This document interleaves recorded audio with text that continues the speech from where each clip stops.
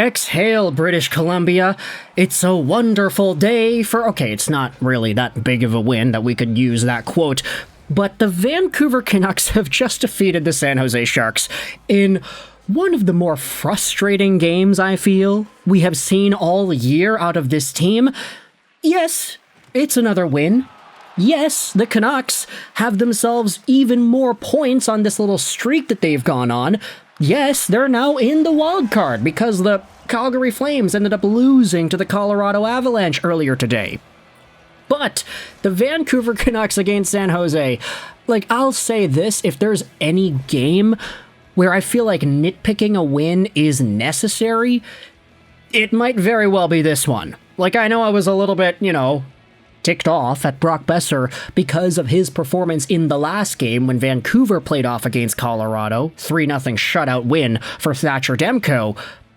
But this game, oh my goodness, Vancouver almost ended up pulling a classic Vancouver with this one, blowing the lead at the end of the third and losing in extra time. It was so close to happening that we just gotta thank our lucky stars that it did not, and that the Vancouver Canucks actually found themselves a way to win. This game was 0-0 heading into the third period, and if you want to talk about what the chances and the opportunities were in this game before said third period, the Vancouver Canucks had 3 power plays in the first 2 periods of the game, and they did nothing. Oh my gosh, Elias Pettersson, $11.6 million of nothing, of just passing it around, and not even getting any great shot attempts in there. I think Jason Bruff said it on Halford and Bruff last week. Pettersson's not earning his power play time at the moment. He's just there because he's Pettersson, and because he makes 11.6, and because we know that he can be good.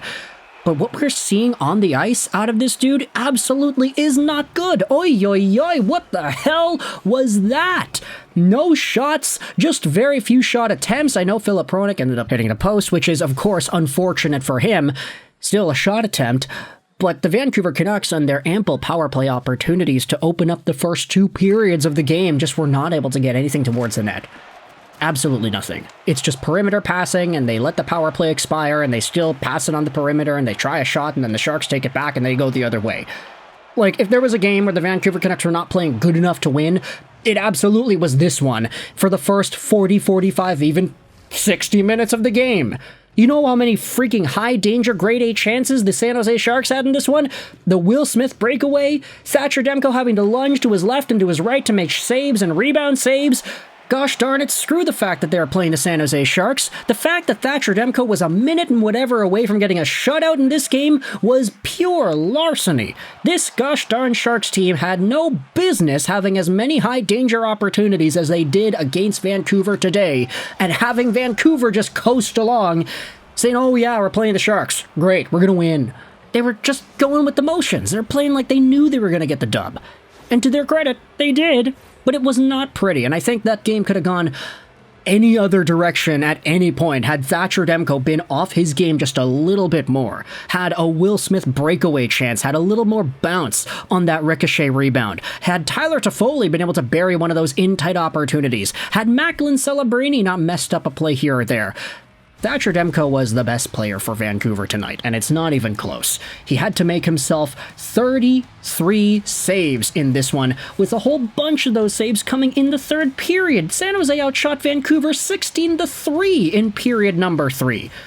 The Canucks had the first goal of the third period. Dakota Joshua, guess what? It's Pia Suter from the perimeter, throws it towards the goal. Joshua tips it in. Halfway through the third period, the Canucks finally break the dam and get the goals going. But in the last minute of the third, it is none other than Tyler Toffoli.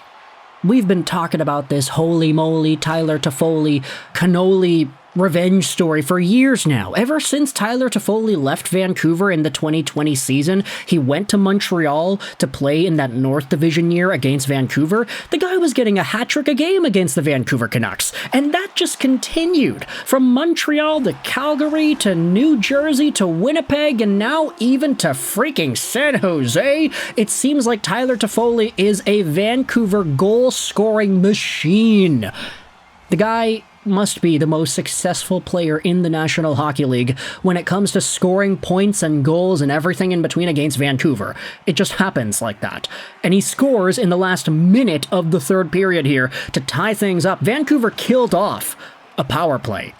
And for the latter half of the power play, San Jose had a 6-on-4 because they pulled the goalie empty net situation.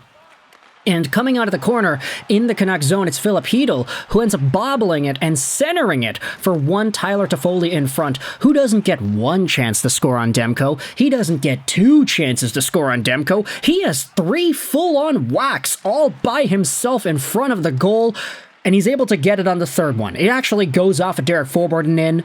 But Tyler Toffoli had an open cage. He was able to put it in there and tie the game up with 1 minute and 28 seconds to go. You could just feel the life of Vancouver's hockey team deflating itself after that Toffoli goal went in. And Carson Soucy, upon him stopping up behind the Canucks goal, just waiting for the clock to run down, I was kind of feeling the Doomer vibe set in once again. Hey, the Canucks are going to pull off this same comeback overtime loss one more time against the last place team in the league.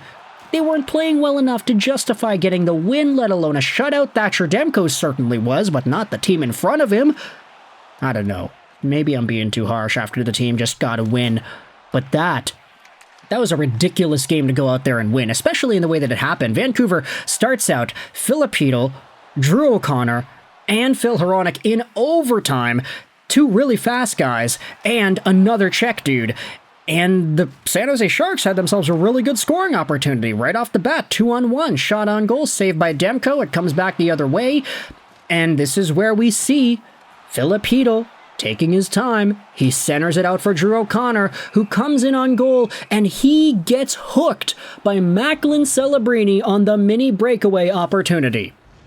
Penalty shot in overtime, and Drew O'Connor, after just gassing himself out from that long sprint towards the San Jose goal a few minutes beforehand, Drew O'Connor pulls off the good old classic JT Miller shootout move. He slithers slowly to the left, does a really wide-angle curve, cuts back into the middle, drags the puck on his forehand, he shoots, and he goes low glove, and it gets by Vitek Vanecek. What a beautiful goal, and what a game winner for Drew O'Connor. That's goals in 2 straight games here.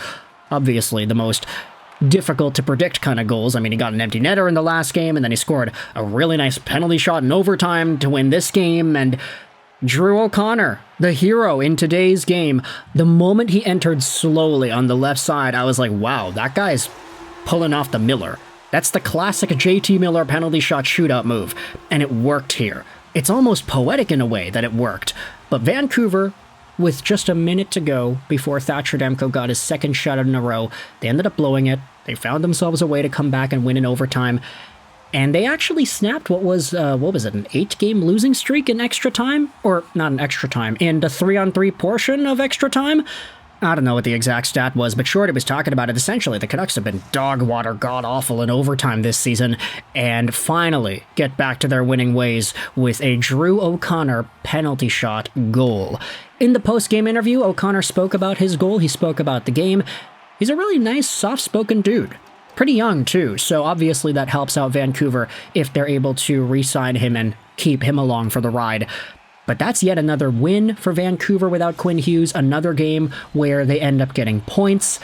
And besides the fact that Thatcher Demko just allowed Vancouver to beat the last place team in the NHL, even though the last place team in the NHL had an 80-something% deserve to win-o-meter rating on Money Puck, everybody is going to be talking about Pettersson. Patrick Allvin was also interviewed earlier today on 650. We can talk about that tomorrow, but he spoke about Elias Pettersson. Seems like the expectations are high, but are they being fulfilled? Oh boy, absolutely not. I want you to let me know your thoughts in the comment section below about the Canucks versus the Sharks, and Drew O'Connor's JT Miller-style goal, Tyler Toffoli, the Canucks killer, Elias Pettersson, where are you? Thoughts in the comment section below. I hope you enjoyed this video. And bye.